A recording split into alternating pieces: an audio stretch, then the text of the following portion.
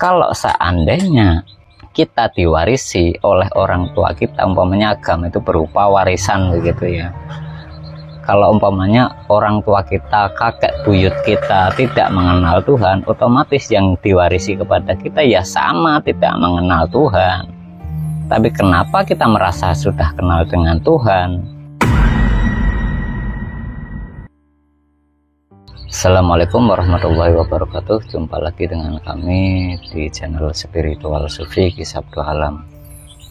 Banyak orang yang merasa puas dengan agama turunannya begitu ya, dan menganggap bahwa agama turunannya itu agama yang paling benar. Padahal setiap manusia itu dalam kelahirannya tidak ada yang meminta. Nah, disitulah akhirnya menjadi dogma-dogma bahwa untuk berhubungan dengan Tuhan itu bisa secara langsung. Karena apa? Merasa sudah diwarisi oleh orang tuanya yang di zaman lalu. Nah, padahal belum tentu orang tuanya di zaman dulu pun itu sudah mengenal Tuhan. Nah, kalau orang tuanya, kakek buyutnya yang di zaman dulu itu belum mengenal Tuhan, terus diwariskan kepada kita dalam beragama, itu sama saja warisan yang kita alami, ya sama saja belum kenal dengan Tuhan. Nah, disitulah yang akhirnya menjadi distorsi, disangkanya itu orang merasa sudah beragama dan mengenal Tuhan, padahal apa? Belum sama sekali itu. Nah, kalau umpamanya merasa bahwa agama yang dijalani pada saat ini itu berdasarkan warisan orang tuanya, kakek buyutnya, itu sudah benar, yang jadi pertanyaan, apakah kakek buyut kita yang dulu sudah bisa berhubungan Tuhan ataupun sudah mengenal Tuhan?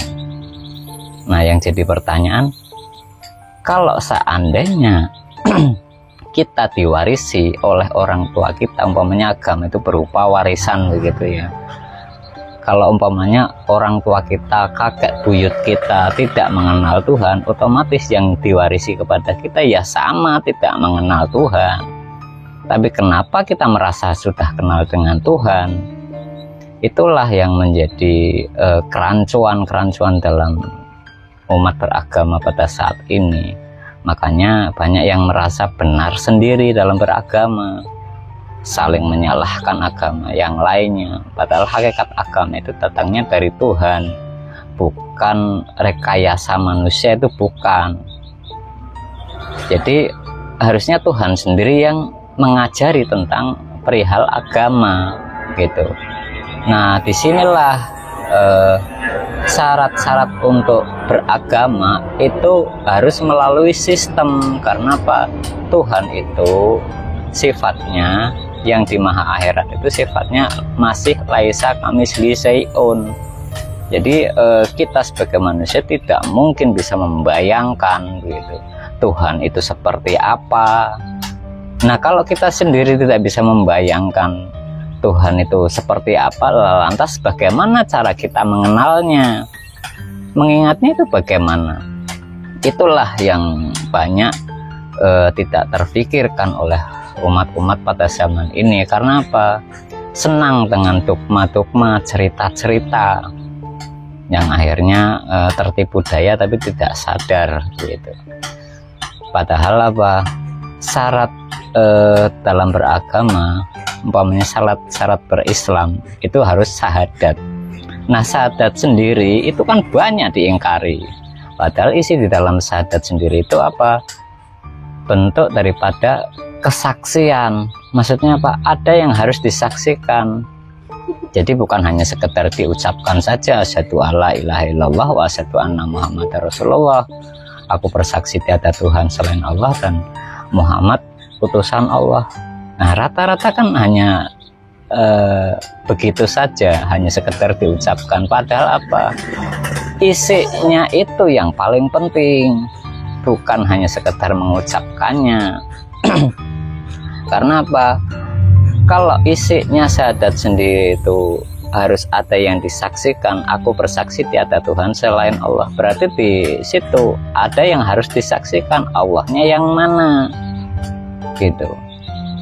Itulah yang banyak orang yang tidak menyadari akan hal itu. Karena apa? Terdogma, terutama di agama turunan gitu. Jadi sudah merasa puas dengan agama turunannya, ya, yang diwariskan saja, nggak kenal dengan Tuhannya. Bagaimana kita gitu. Itulah yang banyak terjadi pada umat beragama pada saat ini gitu. Jadi syarat beragama itu harus bersyahadat.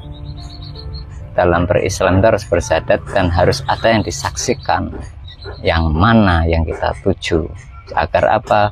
Ketika kita berhubungan dengan Tuhan itu tidak kemana-mana. Makanya banyak orang yang sholat itu sebenarnya bukan Tuhan yang diingat, tapi masih sekedar perihal duniawinya.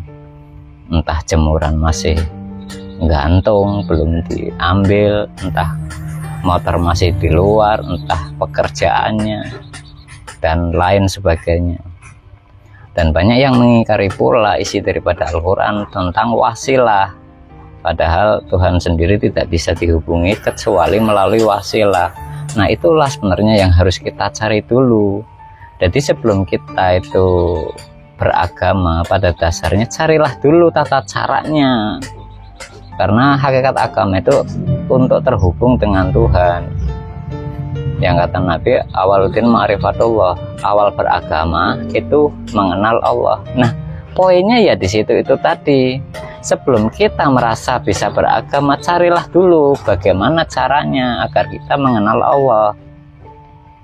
Nah, untuk mengenal Allah di dalam Al-Quran sendiri itu harus melalui wasilah. Disinilah tentang wasilah ini yang banyak diingkari oleh umat beragama.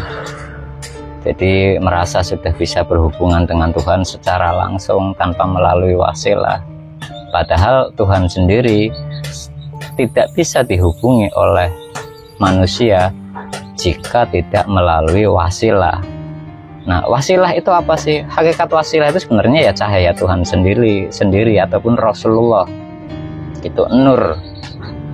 Jadi Nur Muhammad ataupun Rasulullah sendiri itu pun sebenarnya ya sama, masih laisa kamitsli syai'un, belum bisa terbayangkan oleh akal kita. Makanya untuk mencari wasilah, carilah dulu siapa pembawa wasilahnya. Karena apa? Untuk mewujud ke dunia, wasilah itu pasti akan mencari wadah, bahasanya begitu. Harus ada wadahnya agar apa? Mewujud, agar panca indera kita itu bisa melihat. Karena panca indera kita itulah alat yang untuk berhubungan antar dunia ini gitu. Jadi kalau zaman dahulu itu wasilahnya berada pada Nabi Muhammad. Nah, kalau zaman sekarang berhubung sudah tidak ada nabi, itu adanya pada pewarisnya, yang kata Nabi al ulama warasatul anbiya. Itulah yang harus kita cari. Tapi di sini bukan sembarang ulama loh ya. Jadi hanya ada satu saja dalam setiap zaman, ataupun bisa disebut ulil amri minkum. Nah, disinilah banyak orang yang menyangka bahwa ulil amri minkum itu pemimpin sebuah wilayah ataupun negara. Nah, padahal bukan sama sekali.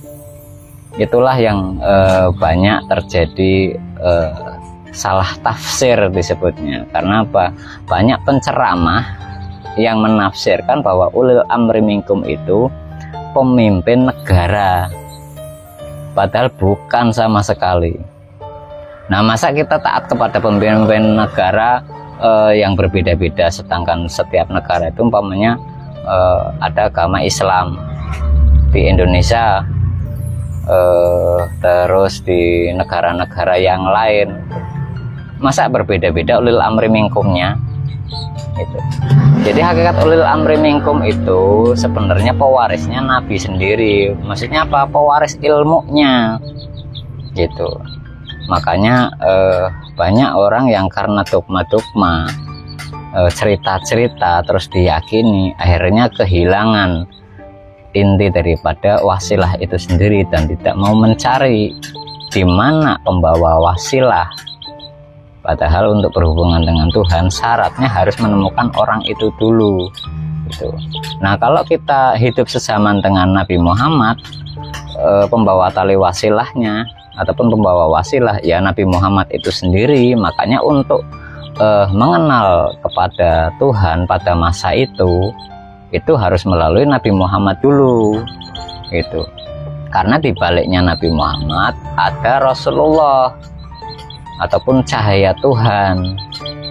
Nah, kalau zaman sekarang berhubung kita tidak hidup sezaman dengan Nabi Muhammad, yang harus kita cari berarti pembawa pewarisnya ataupun yang diwarisi, pembawa ilmunya yang diwariskan oleh Nabi Muhammad.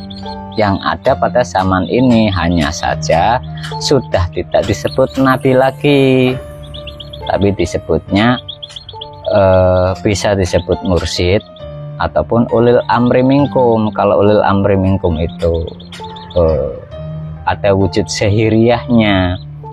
Kalau mursyid itu hakikatnya juga cahaya Tuhan sendiri, sebenarnya ada di sebalik ulil amri minkum itu tadi. Jadi makanya yang harus kita cari pembawa wasilahnya dulu. Jadi kalau urut-urutannya ataupun sistemnya sebelum mengenal Tuhan itu harus tahu dulu tentang wasilah. Nah, setelah kita mengetahui tentang wasilah, carilah pembawa wasilahnya. Karena kalau kita hanya berangan-angan tentang wasilah dan tidak menemukan pembawa wasilahnya, itu akan mustahil. Karena apa? Wasilah sendiri berupa cahaya Tuhan dan itu masih laisa kamisli syai'un, belum bisa terbayangkan oleh akal kita. Makanya carilah dulu pembawanya. Jadi hakikat Rasul itu sebenarnya tidak mati, yang mati itu pembawanya. Kalau zaman dahulu itu Nabi Muhammad, jasmaninya Nabi Muhammad berhubung sama-sama manusia, ya ada batas usianya, batas umurnya gitu. Nah, isinya itu akan tetap sama ketika berpindah-pindah wadah. Karena apa? Akan membimbing umat manusia di zaman itu ataupun setiap zamannya begitu. Jadi agar apa? Hakikat agama itu ya tunggal. Hakikatnya agama itu agama apa? Agama kodim gitu. Jadi agama yang datangnya dari Tuhan langsung, bukan agama yang akal-akalan manusia ataupun tafsir berdasarkan akal pikirannya manusia sendiri. Karena manusia banyak ingin dianggap sebagai guru, padahal itu hawa nafsunya sendiri. Makanya jarang yang mau mencari wasilah ataupun pembawa tali wasilahnya itu. Sehingga apa? Berhubungan dengan Tuhan itu masih angan-angannya sendiri, seolah-olah sudah mengenal Tuhan padahal belum sama sekali. Nah, kalau ditanya apanya Tuhan yang kau ingat, bisa kau mengingat Tuhan itu yang mana? Coba ketika di dalam sholat, apanya Tuhan yang kau ingat? Disitulah banyak orang yang merasa sudah mengenal Tuhan tapi hakikatnya tidak mengenal Tuhan, karena Tuhan itu yang mana juga belum tahu. Nah, disinilah harus menjadi koreksi di dalam kita menjalankan agama gitu. Jadi agama itu bukan hanya sekedar ikut-ikutan dan bukan warisan ataupun agama warisan begitu. Ya, yang seperti awal video yang tadi saya sampaikan bahwa jika agama itu berdasarkan warisan, yang jadi masalah jika orang tua kita belum mengenal Tuhan, otomatis yang diwariskan kepada kita pun sama. Jadinya apa? Kita pun sebenarnya belum mengenal Tuhan. Baik, sampai di sini dulu untuk sementara. Terima kasih untuk saudaraku dimanapun berada. Salam rahayu, salam damai, salam Indonesia bersatu. Wabillahi taufiq wal hidayah. Wassalamualaikum warahmatullahi wabarakatuh.